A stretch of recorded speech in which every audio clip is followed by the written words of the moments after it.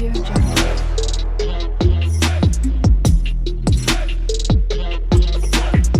Audio Jungle. வணக்கம். நான் doctor ரஷீடா, Asha Ayurveda clinic, மொகபைர்.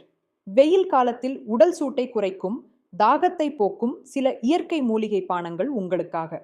முதல், வெட்டி வேரை சுத்தம் செய்து 2 முதல் 3 நாட்கள் குடிநீரில் ஊற வைக்கவும்.